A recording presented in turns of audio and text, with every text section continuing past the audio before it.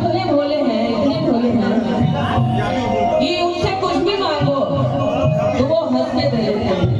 बाद में क्या होगा उसकी फिक्र उनको नहीं है कि भक्तों के लिए ये जरूरी है, क्या जरूरी है। भक्त ने मांग लिया और उन्होंने दे दिया।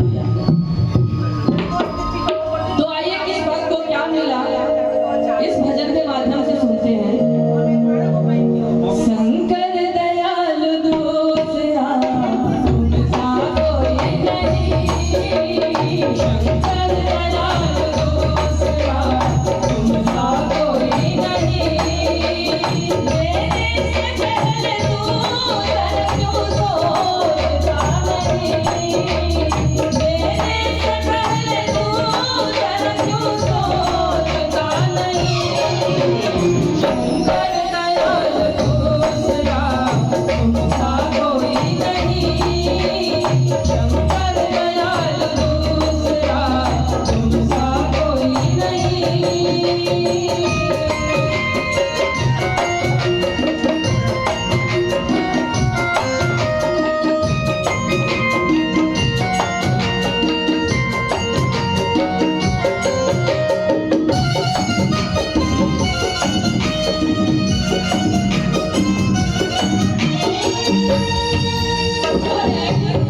एक व्यक्ति था भस्मासुर नाम का, और उसने भगवान शिव की बहुत ही मन से कई हजारों वर्ष तक उन्होंने तपस्या की। और उसकी मंशा क्या थी कि पूरे देवत्व पे उसका राज हो, लेकिन इस मंशा को वो भगवान शिव पहचान नहीं पाए। और उन्होंने भगवान भोलेनाथ से ये वरदान मांग लिया कि मैं जिसके ऊपर भी हाथ रखूं वो भस्म हो जाए। अब हमारे भोले दानी तो भोले बाबा है, उनसे भोला तो कोई और है। तो उन्होंने उन्हें भस्मासुर को ये वरदान दे दिया, जा तू जैसा चाहता है वैसा ही हो जाएगा। और ये वरदान बाद में उन्हीं को भारी पड़ा था। आइए सुनते हैं।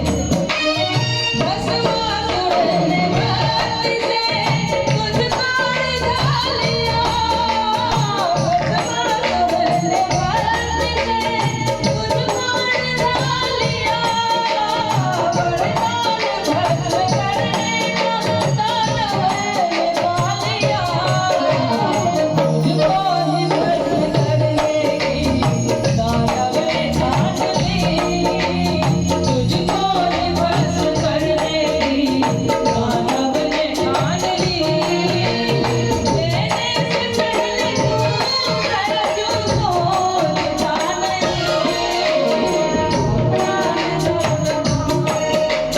तुमसा कोई नहीं, शंकर दयाल दूसरा तुमसा कोई नहीं।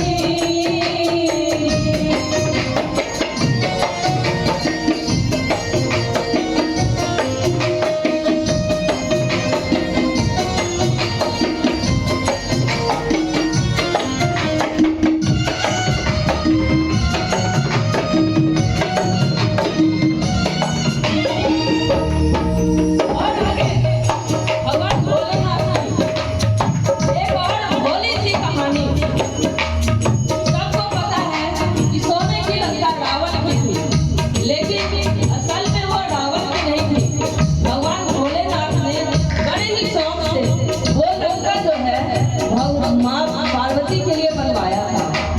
और अपने घर में गृह प्रवेश करते हैं ना, तो गृह प्रवेश के लिए रावण जैसा विद्वान पंडित और कोई नहीं था। भगवान शिव ने रावण को बुलाया उस घर के गृह प्रवेश की पूजा के लिए। और फिर क्या हुआ आइए।